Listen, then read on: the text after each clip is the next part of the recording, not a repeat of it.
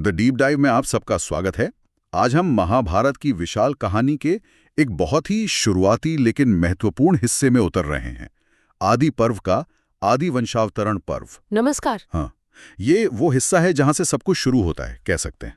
बिल्कुल। हमारे पास जो सूत्र हैं वो महाभारत के इसी आदि वंशावतरण पर्व से हैं, और हमारा इरादा है इस महागाथा की जड़ों को समझना। मतलब ये कहानी सुनाई ही क्यों जा रही है। हाँ, और इसके जो मुख्य पात्र हैं उनकी वंशबिल कैसे शुरू हुई, क्या इसके पीछे कोई दैवीय योजना थी? सही समझिए कि हम इस महाकाव्य की उत्पत्ति की कहानी को परत दर परत खोल रहे हैं। इसमें देवता हैं, असुर हैं, श्राप, वरदान, सब कुछ है। हाँ, और कुरु पांडव संघर्ष की वो पहली चिंगारियां भी यहीं दिखती हैं। ये वो जमीन है जिस पर पूरी कहानी की इमारत खड़ी होती है। तो चलिए शुरू करते हैं इसकी गहराई में उतरना। चलिए। तो कहानी की शुरुआत होती है शौनक ऋषि से। वो एक बड़े यज्ञ में बैठे हैं। हाँ, एक लंबा यज्ञ चल रहा था और तभी वहां सूत पुत्र उग्रश्रवा सुति आते हैं। अच्छा।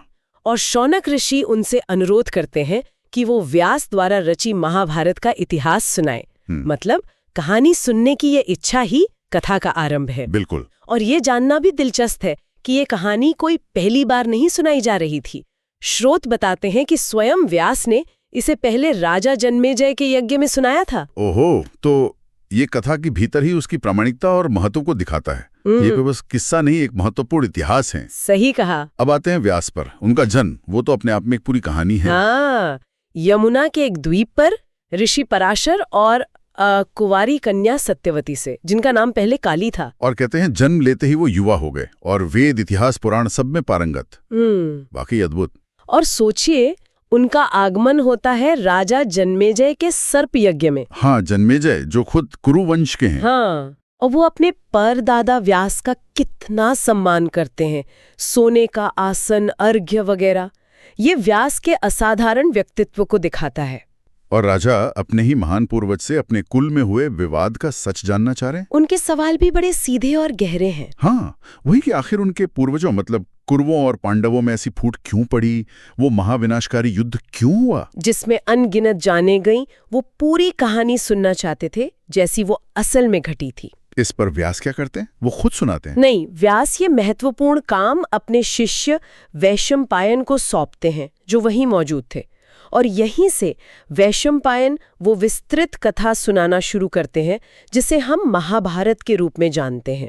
अच्छा, तो वैशंपायन कथा शुरू करते हैं। वो क्या बताते हैं शुरुआत में? झगड़े की जड़। हाँ, वो बताते हैं कि कुरुओं और पांडवों के बीच झगड़े की जड़ थी राजपाट की चाहत, फिर वो चौसर का खेल, पांडवों का वनवास। और वो ये भी बताते हैं कि पांडवों की बढ़ती ताकत और लोकप्रियता देखकर कौरव, खासकर दुर्योधन, उनसे जलने लगे थे। ईर्ष्या। बिल्कुल।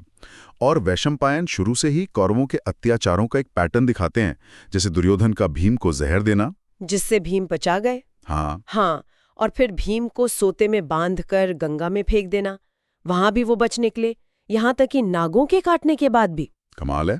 इसमें विदुर की क्या भूमिका थी? विदुर की भूमिका बहुत अहम बताई गई है। वो हमेशा पांडवों को बचाने और कौरवों की साजिशों से आगाह करने की कोशिश करते थे। और फिर वो कुख्यात लाक्षागृह कांड, वो तो बड़ा भयानक था। हाँ, धृतराष्ट्र की जानकारी में दुर्योधन ने वाराणवत में लाख का एक महल बनवाया जो आसानी से जल सके, और पांडवों को वहां भेज दिया गया। लेकिन विदुर ने पहले ही युधिष्ठिर को क्या कहते हैं, सांकेतिक भाषा में इशारों में खतरे के बारे में और बचने के उपाय बता दिए थे। अच्छा, तो पांडवों ने क्या किया? उन्होंने वहां रहते हुए गुप्त रूप से एक सुरंग खोदी और सही समय पर लाक्षागृह में आग लगाकर, जिसमें वो पुरोचन जल मरा जिसे दुर्योधन ने भेजा था, वो अपनी मां कुंती के साथ सुरंग से निकल भागे। बाप रे। फिर जंगल में उनकी भेंट हिडिंब राक्षस से होती है। भीम उसे मारते हैं और उसकी बहन हिडिंबा से विवाह करते हैं। उससे घटोत्कच का हम होता है ना? हाँ, घटोत्कच का जन्म।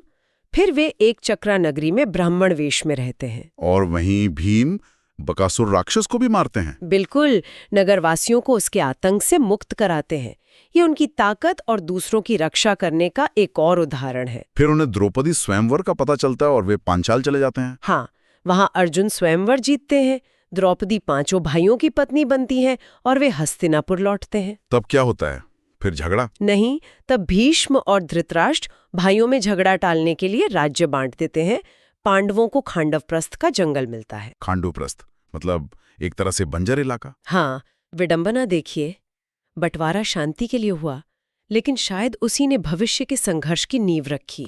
पांडव खांडवप्रस्थ को इंद्रप्रस्थ बनाते हैं, शानदार नगर। और उनका शासन बहुत सफल रहता है, वो चारों दिशाओं में विजय पाते हैं। पाठ में उन्हें 6 सूर्यों जैसा तेजस्वी बताया है। सही कहा। इसी बीच एक घटना के कारण अर्जुन को वनवास जाना पड़ता है। वनवास क्यों? वो एक नियम तोड़ देते हैं जो भाइयों ने द्रौपदी के साथ रहने के लिए बनाया था। खैर, वनवास के दौरान वो द्वारका जाते हैं, कृष्ण की बहन सुभद्रा से विवाह करते हैं। अच्छा। और फिर वो खांडव वन वाली घटना, कृष्ण के साथ मिलकर। हाँ, खांडव वन को जलाने में अग्निदेव की मदद करते हैं। अग्निदेव प्रसन्न होते हैं इससे बहुत। और बदले में अर्जुन को वो प्रसिद्ध गांडीव धनुष, कभी खाली न होने वाले तरकश और एक दिव्य रथ देते हैं। वाह। और वहीं वो मई दानव को भी बचाते हैं। हाँ, मय दानव को बचाते हैं, जो शुक्रगुजार होकर इंद्रप्रस्थ में एक अद्भुत सभा भवन बनाता है। वो मायावी सभा भवन। बिल्कुल। और देखिए, यही सभा भवन आगे चलकर दुर्योधन की ईर्ष्या को इतना भड़काता है कि वो शकुनी के साथ मिलकर चौसर का षड्यंत्र रचता है। और फिर से पांडवों को वनवास, इस बार 13 साल का। हाँ, 12 वर्ष वनवास और 1 वर्ष अज्ञातवास। वैशंपायन कथा का अंत भी संक्षेप में शुरू में ही बता देते हैं। वनवास के बाद राज्य वापस न मिलना, युद्ध, कौरवों का नाश और पांडवों को राज मिलना। ये सार है उस कहानी का जिसे वो विस्तार से सुनाने जा रहे हैं। लेकिन राजा जन्मेजय सिर्फ घटनाओं के क्रम से संतुष्ट नहीं है। वो अब और गहरे सवाल पूछते हैं। क्यों वाले सवाल। हाँ, जैसे कि इतने गुणी पांडवों को इतना दुख क्यों झेलना पड़ा? भीम जैसे शक्तिशाली ने अपना गुस्सा क्यों काबू में रखा? द्रौपदी ने अपमान का बदला तुरंत क्यों नहीं लिया? और युधिष्ठिर जैसे धर्मराज जुए की लत में कैसे पड़ गए? कृष्ण जैसे भगवान के साथ होते हुए भी इतने कष्ट क्यों? ये वाकई बहुत गहरे सवाल है। इनका क्या जवाब देते हैं वैशंपायन? वैशंपायन कहते हैं कि महाराज, ये कथा बहुत बड़ी है, इसे विस्तार से सुनने के लिए धैर्य चाहिए। वो महाभारत के विराट स्वरूप पर जोर देते हैं। 1 लाख श्लोक। 1 लाख? बाप रे। और इसकी पवित्रता वेदों के समान बताते हैं। ये एक सम्मानित पुराण है। मतलब ये कोई साधारण कहानी नहीं, एक अत्यंत गंभीर और गहरा ग्रंथ है। ग्रंथ में से सुनने या पढ़ने के फायदे भी बताए गए हैं शायद। हाँ, बहुत सारे।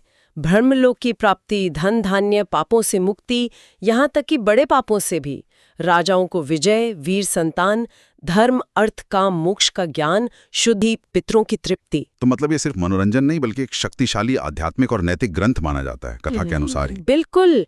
इसमें देवता, ऋषि, भगवान विष्णु, केशव, शिव पार्वती, कार्तिकेय, ब्राह्मण, गायें, सबका जिक्र है।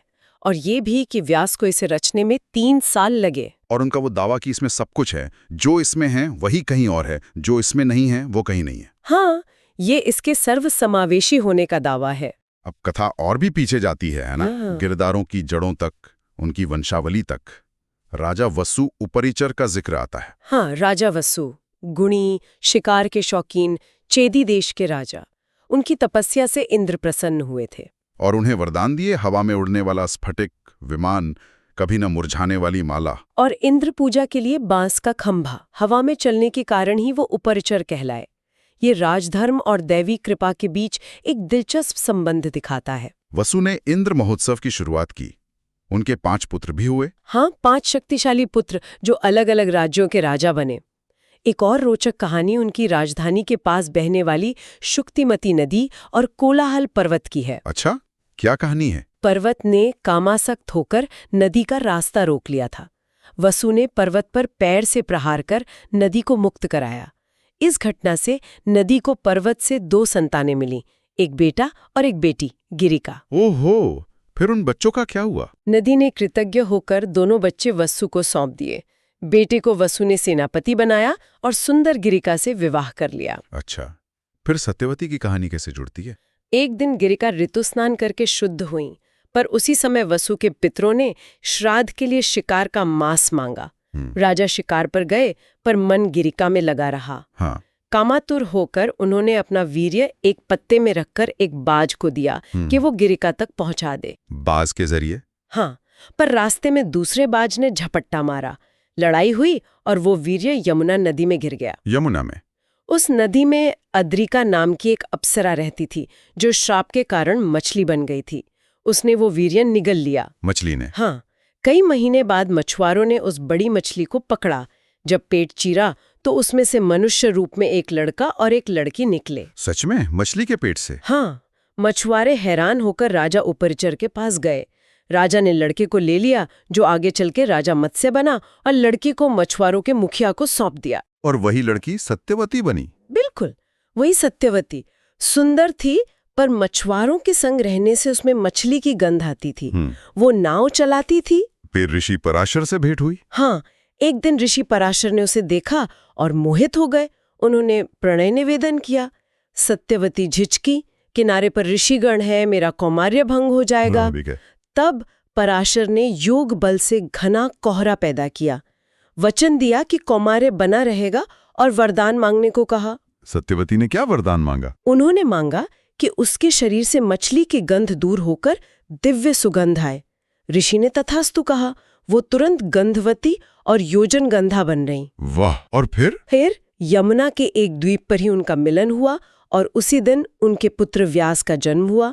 द्वीप पर जन्मने से द्वैपायन कहलाए। और जन्म लेते ही व्यास बड़े हो गए और तपस्या करने चले गए, जिनका जिक्र हमने शुरू में किया था, जिन्होंने बाद में वेद बांटे और महाभारत रचा। तो ये है व्यास की उत्पत्ति कथा।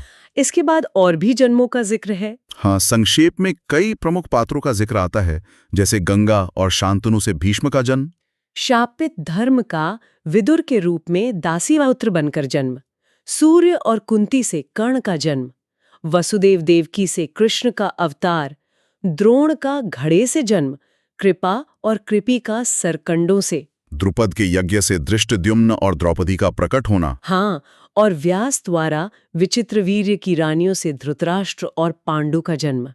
फिर देवताओं के अंश से 5 पांडवों का जन्म, गांधारी से 100 कौरव, युयुत्सु, अभिमन्यु, घटोत्कच, ये सब जन कई दिव्य या असामान्य उस महायुद्ध का मंच तैयार करते हैं। ये दिखाता है कि ये कोई साधारण लड़ाई नहीं थी। का एक और सवाल आता है जो बहुत जरूरी लगता है। आखिर ये सब देवता जैसे वीर पृथ्वी पर मनुष्य बनकर क्यों जन्मे? हाँ, ये बहुत महत्वपूर्ण सवाल है। इसका जवाब देने के लिए वैशंपायन पहले परशुराम द्वारा पृथ्वी को 21 बार क्षत्रियों से खाली करने की घटना याद दिलाते हैं। अच्छा, उसका क्या संबंध है? उसके बाद पृथ्वी फिर से आबाद हुई। क्षत्रिय स्त्रियों ने नियोग प्रथा से ब्राह्मणों द्वारा संतानें पाईं। इससे जो क्षत्रिय पीढ़ी जन्मी वो अधिक धार्मिक और लंबी आयु वाली थी। पृथ्वी पर मानो सत्ययुग लौट आया था। शांति थी। हाँ, फिर? लेकिन ये शांति भंग हुई। स्वर्ग के युद्धों में हारे हुए असुर, दैत्य और दानव पृथ्वी पर राजाओं के परिवारों में और दूसरे शक्तिशाली प्राणियों के रूप में जन्म लेने लगे। असुरों ने जन्म लिया पृथ्वी पर? हाँ, और ये बड़े अभिमानी, बलशाली और अत्याचारी थे। इनके भार और अत्याचारों से पृथ्वी पीड़ित हो उठी। संतुलन बिगड़ने लगा। तब पृथ्वी ने क्या किया? तब पृथ्वी ने गाय का रूप धरा और सृष्टिकर्ता ब्रह्मा जी के पास गुहार लगाई। ब्रह्मा जी के पास? ब्रह्मा जी देवताओं और ऋषियों से घिरे बैठे थे। पृथ्वी ने अपनी तकलीफ बताई। ब्रह्मा जी तो सब जानते ही थे। उन्होंने क्या समाधान बताया? उन्होंने पृथ्वी को धीरज बंधाया और फिर वहां मौजूद सभी देवताओं को आदेश दिया। क्या आदेश?